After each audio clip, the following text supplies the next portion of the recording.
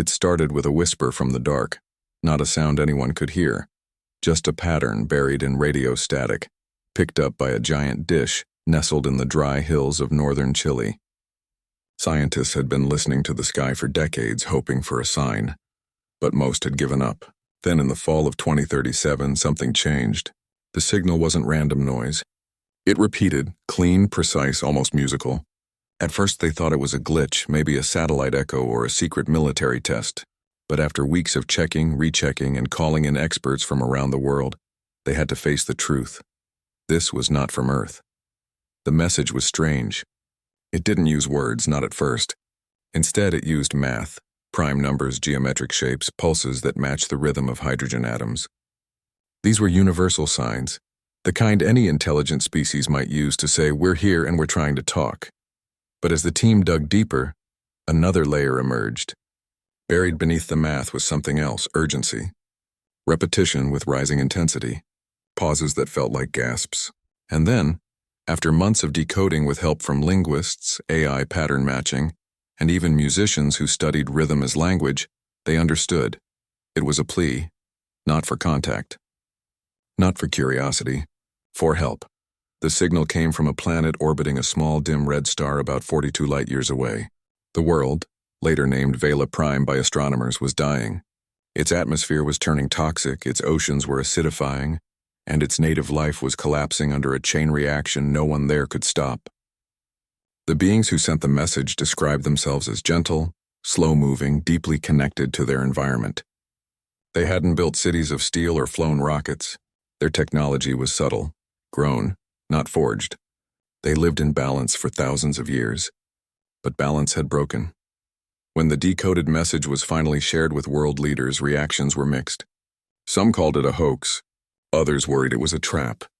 But most felt something deeper, a strange mix of awe and responsibility. If another species was reaching across the stars, begging for a hand, could humanity really ignore it? After all, Earth had faced its own near extinctions. Pandemics, climate chaos, wars that nearly ended everything.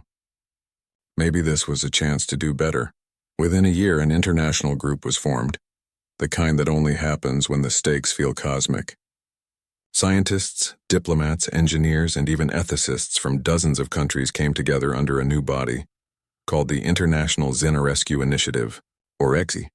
Their mission wasn't to conquer, explore, or even study, but to respond. To help if they could. But here's the thing no one talked about openly. Earth wasn't exactly a gentle planet. People forget how brutal this world really is. Earth shakes without warning. Ice ages come and go. Oceans boil or freeze. Diseases jump from animals to humans like sparks in dry grass. And humans? They didn't survive all that by being peaceful or patient. They survived by adapting fast, taking risks, breaking rules, and sometimes doing whatever it took to make it to tomorrow. They tamed fire, domesticated wolves into dogs, turned poisons into medicine, and built shelters in places nothing else dared to live. In the cold language of astrobiology, Earth was what some researchers quietly called a death world, a planet so harsh it forged its children into relentless problem solvers. One scientist, a woman who'd spent her career studying how stress shapes intelligence, tried to warn the committee. She didn't shout. She just laid out the facts. We're not sending gardeners. We're sending survivors. And survivors don't ask permission when the house is on fire. Her words were noted, filed, and mostly ignored. After all, how dangerous could kindness be? By 2041, the plan was set. A small ship, compact, efficient, packed with medical gear, engineering tools, and enough supplies for a long journey, was ready to launch.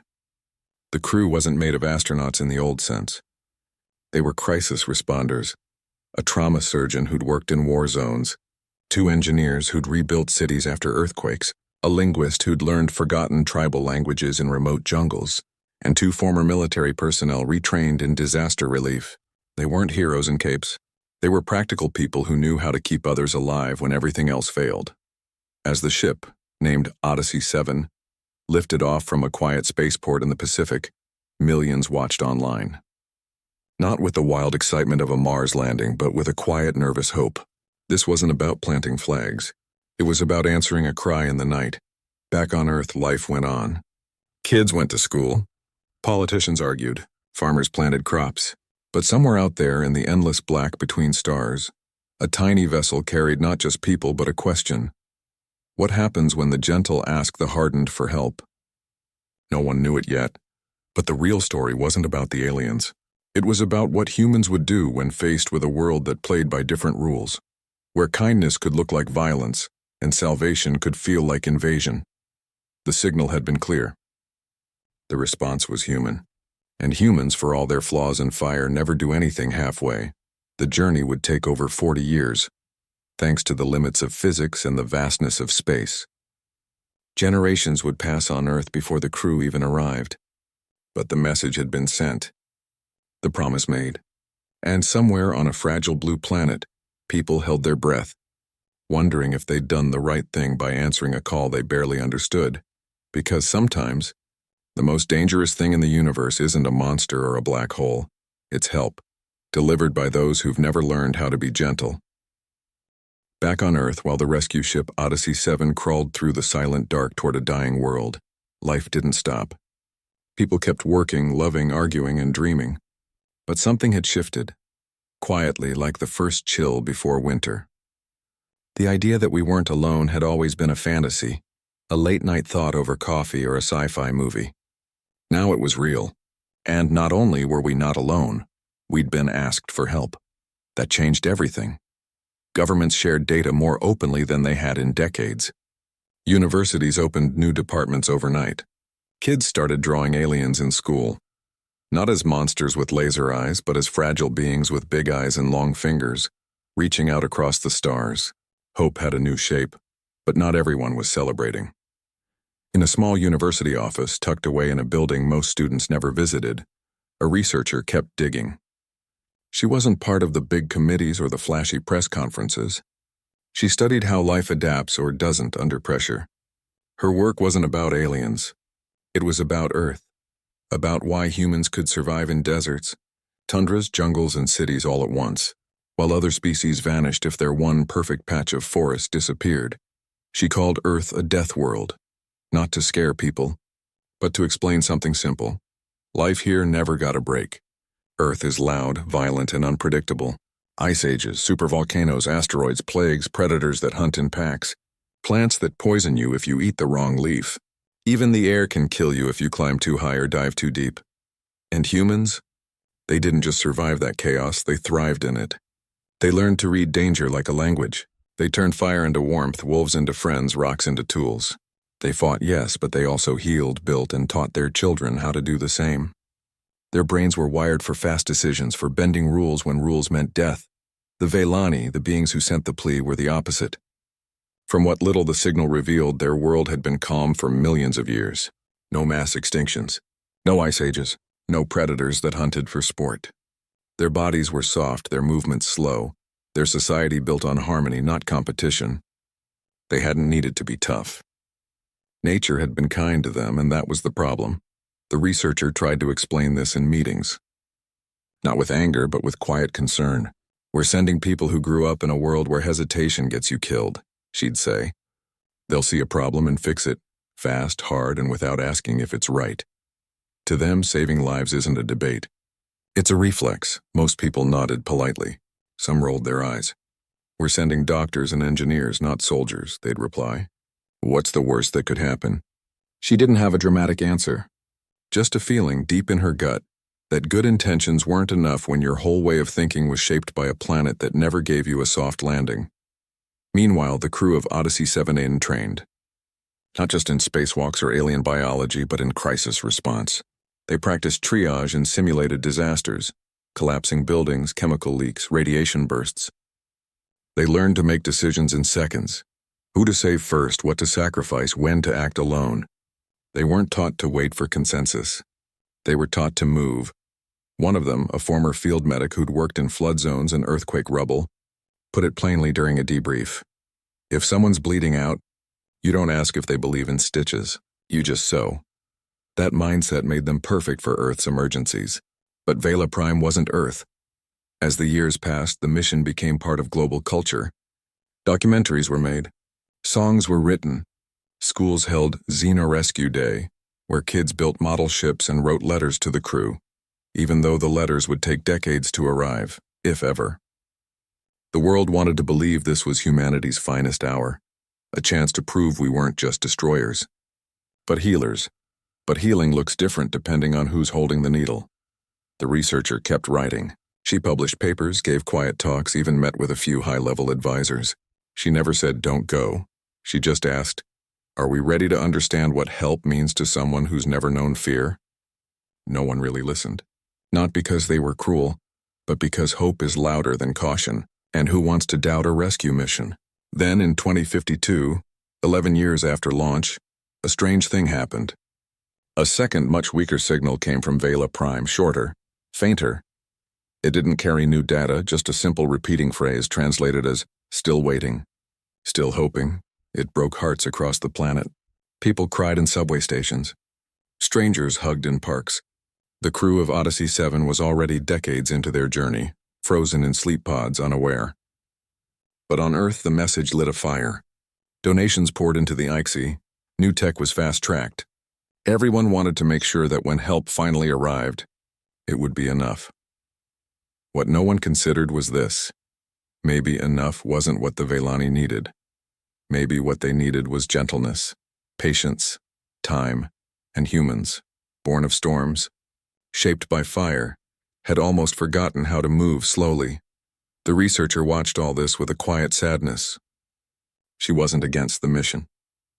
She just knew that sometimes the hand that pulls you from the water can also drown you if it doesn't understand how you breathe. By the time Odyssey 7 passed the halfway point of its journey, Earth had changed. Wars had cooled. Old enemies shared clean energy tech. The idea of us versus them started to feel small, childish when the whole planet was rooting for one ship. One mission, one chance to do good beyond their world. But deep down, the real test wasn't out there among the stars, it was here, inside the human heart. Could a species that survived by fighting, adapting, and breaking things learn to help without breaking something else? No one knew, and the Velani, waiting in their quiet, crumbling world, had no idea that the help they begged for might come wrapped in a kind of strength they couldn't even imagine, let alone survive. When the rescue ship finally reached Vela Prime, it wasn't with fanfare or dramatic music, just the soft hum of engines slowing in a sky the color of faded jade. The planet looked peaceful from orbit, soft clouds, winding rivers, forests that shimmered like silk in the dim red light of its sun. But the sensors told a different story. The air was thick with spores. The soil was leaching toxins, and life signs, once strong and steady, were now scattered, weak, and fading fast. The crew stepped out not as conquerors, not as tourists, but as medics arriving at a disaster zone. They wore lightweight biosuits not for protection from the aliens but from the planet itself. Earth microbes could kill here just as easily as Velani biology could sicken them. Still, they moved fast. Training kicked in the moment their boots touched the mossy ground. They were met within minutes. The Velani emerged from the trees, not running, not shouting but gliding forward with slow, deliberate grace. Tall and slender, their skin almost translucent, they moved like reeds in a calm river. Their eyes were large, dark, and filled with something the humans recognized instantly: relief. Pure, trembling hope. One of them stepped forward and placed a hand over its chest, then extended it toward the crew, a gesture of welcome, of trust. The lead responder mirrored the motion, hand to chest, then out, but kept a careful distance. Protocol, safety first. But even that small act of caution seemed to confuse the Velani.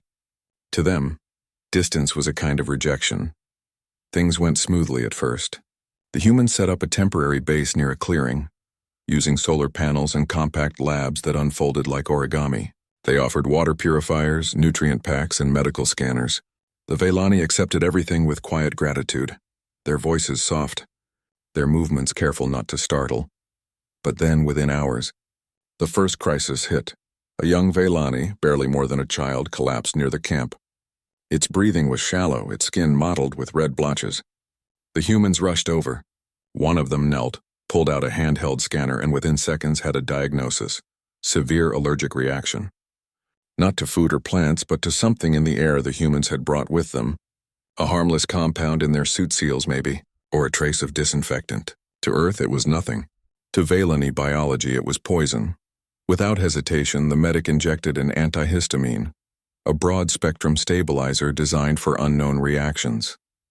Then came the hard part. They needed to isolate the child, set up a clean air tent, and flush its system. Fast. That's when the trouble started. To do that, they had to move the child gently, yes, but firmly. They used a stretcher. They spoke in calm tones. But to the Vailani, this was violence. Not because the humans were rough, they weren't, but because they acted without asking, without waiting, without ceremony. An elder stepped forward, arms outstretched, voice rising in a melodic protest. The humans didn't understand the words, but they read the body language. Stop. Wait. This is sacred. But the medic didn't stop. We stabilize first, ask permission later, they said into their calm, voice tight. If we wait, they die. And that was the moment the misunderstanding took root. Later that night, as the child's breathing steadied inside the sterile tent, the humans tried to explain. They used gestures, simple drawings, even played recordings of Earth animals healing in the wild. They meant to show, this is how we save lives. But the Vailani saw something else. They saw strangers cutting through their rituals, overriding their ways, treating their world like a broken machine to be fixed with tools and speed. To them, illness wasn't just physical, it was part of a larger balance. Healing required harmony, not haste. The next morning, 3 more Vailani fell ill. Same symptoms, same invisible trigger. The humans went into full crisis mode. They sealed off their camp, ran air filters at maximum, and began testing local plants to see if they could synthesize a safer antihistamine using native materials.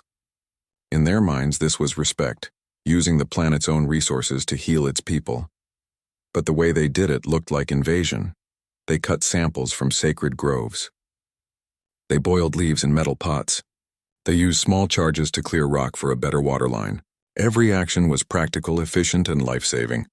But to the Vailani, it felt like watching their home being dismantled by well-meaning giants who couldn't hear the whispers of the wind or the grief of the trees.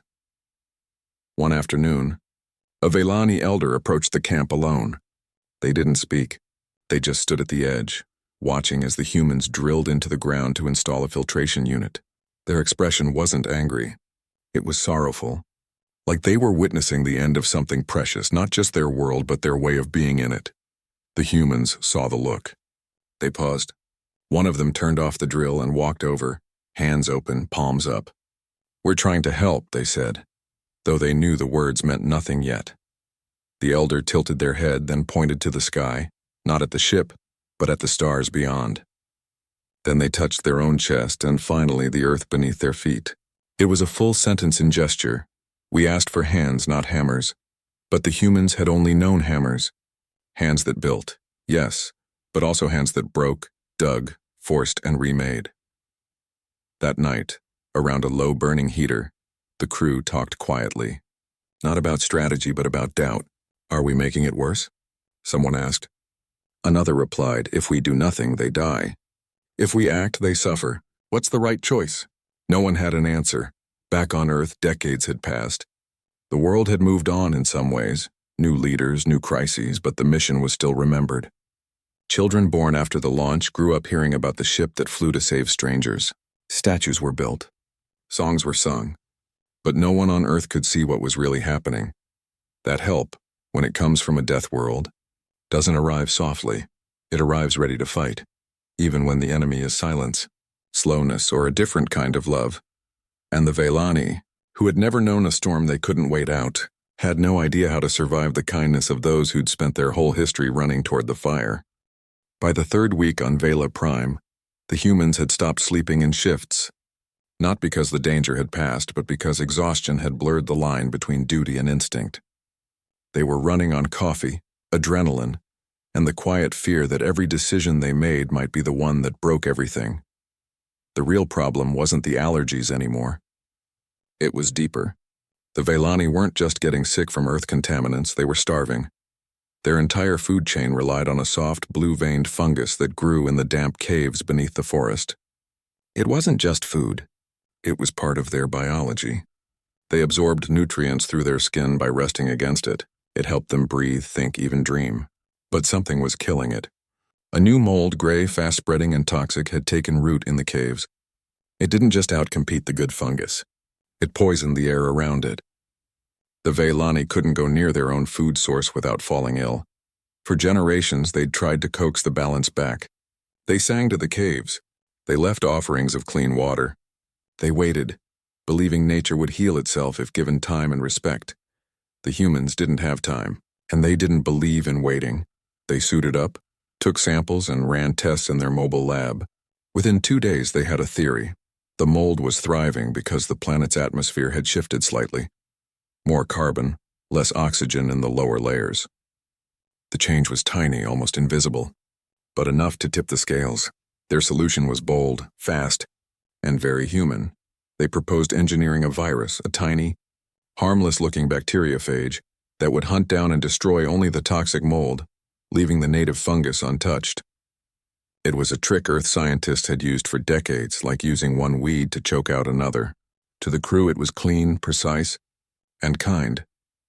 But when they presented the idea to the Veilani Council, through rough translations and hand-drawn diagrams, the room fell silent. Not the kind of silence that means thinking. The kind that means grief. One elder finally spoke, voice trembling not with anger but with disbelief. "You would send a killer into our home. To save it?" The humans tried to explain, "It's not a killer. It's a cleaner. Like soap for the caves," but the Veilani didn't see it that way. To them, all life was connected. Even mold had a place. To wipe it out, even the bad kind, was to tear a thread from the web that held their world together. It violated their deepest belief that nothing should be forced, only guided. Still, more Veilani were growing weak. Children weren't waking up fully. The elders looked thinner each day, so with heavy hearts they gave permission. "Do it," one whispered. "But know this, if you break the balance, you break us." The humans nodded. They understood the weight, or so they thought. They released the phage into the cave system through misting drones. At first it worked beautifully. The gray mold receded. The blue fungus began to glow again. Hope returned. Then 2 weeks later, the fungus started dying too. The phage had mutated. Not much, just enough. It had learned to feed on the good fungus as well. The caves, once alive with soft light, went dark.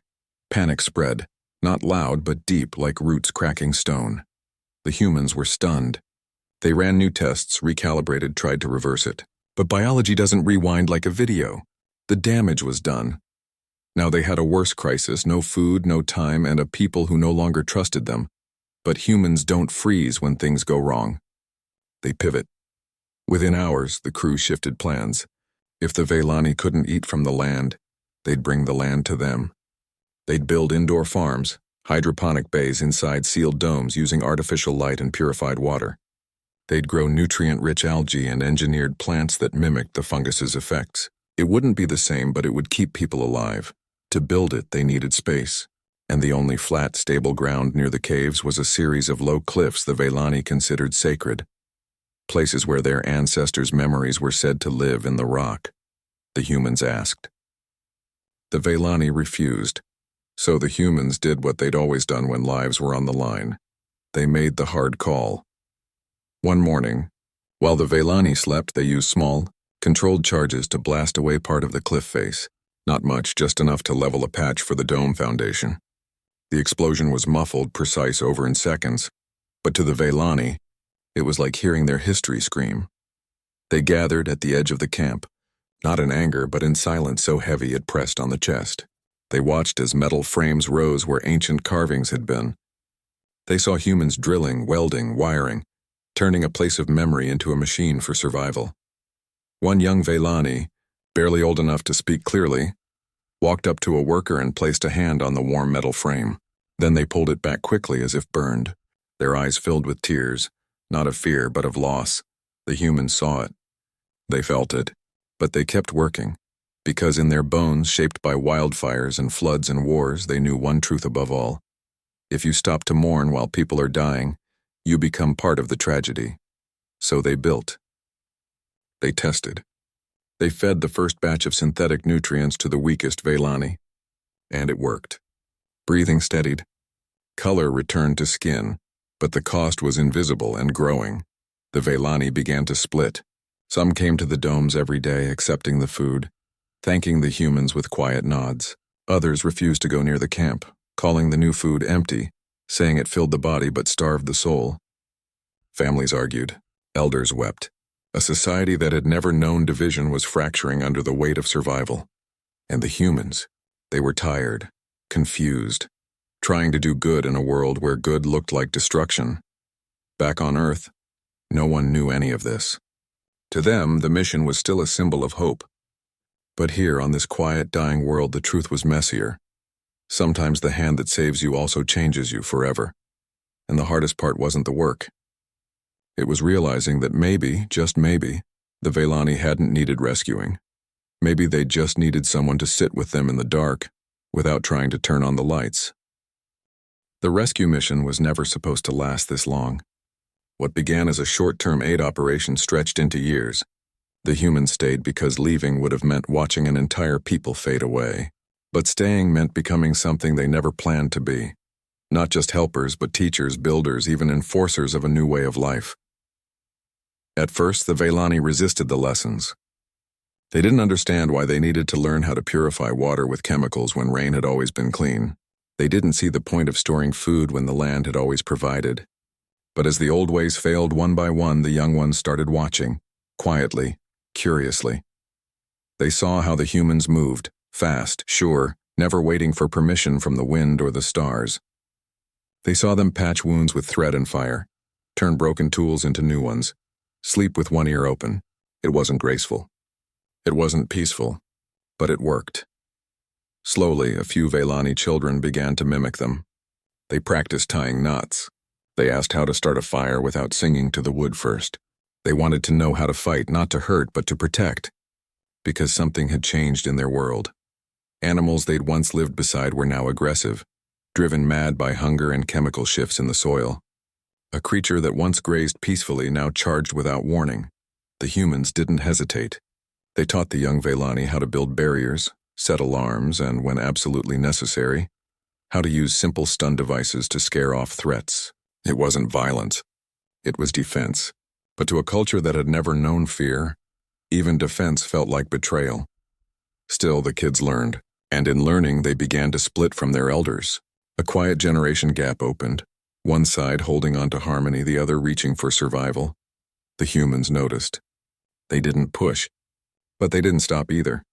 In their minds, they were giving the Velani a choice, adapt or disappear. They'd faced that choice themselves long ago in ice and fire and plague. They knew which path led to tomorrow. Then came the order from Earth. After decades of silence, a new signal arrived. Not a plea, but a recall. The mission was over. Resources were needed elsewhere. The ship was to return home. The crew stood in the command tent staring at the message. No one spoke for a long time. Going back meant leaving behind a world still fragile, still healing, but healing in a way no one had predicted. The Velani weren't the same. Their songs were shorter, their movements quicker. Their eyes held a new kind of watchfulness. One of the humans walked out to the edge of the camp that night. The sky was clear, the red sun long set. In the distance, a group of young Velani practiced building a shelter from scrap metal and woven reeds. Half tradition, half improvisation. They laughed when it wobbled. They fixed it without asking the trees for forgiveness. It was progress, or loss, maybe both. Before they left, the humans did one last thing. They loaded a small data core with everything they thought might help. Medical guides, farming techniques, water purification methods, even basic engineering schematics. Not as commands, but as options. Tools, not rules. They handed it to the eldest Velani, still willing to speak with them. The elder took it slowly, fingers trembling. "You give us your fire," they said through the translator. "But our hands were made for holding water." The human didn't argue. They just nodded. "Use what helps. Leave the rest." Then they boarded the ship. As Odyssey 7 lifted off, no one cheered.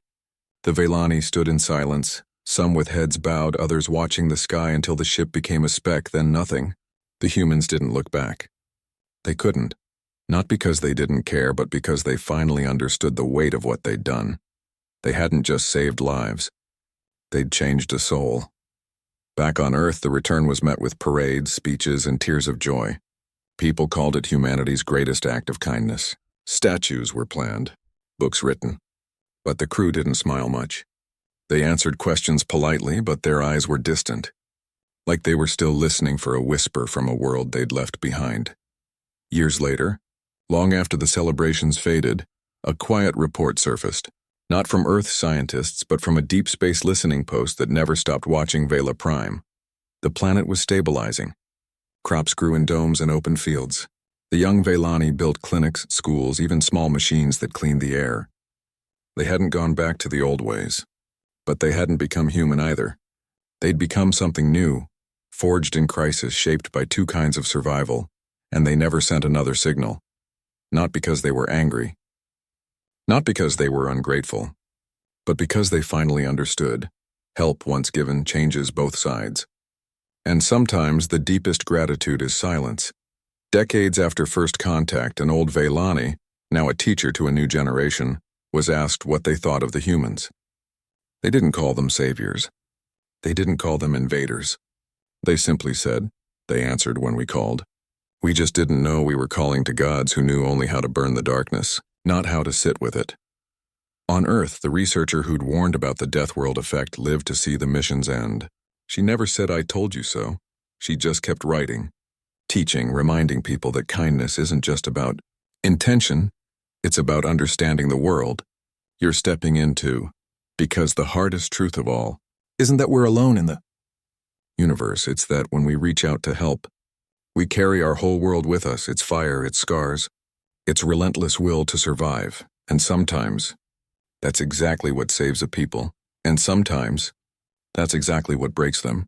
But either way, the call was answered. And in the end, maybe that's all any of us can ever do.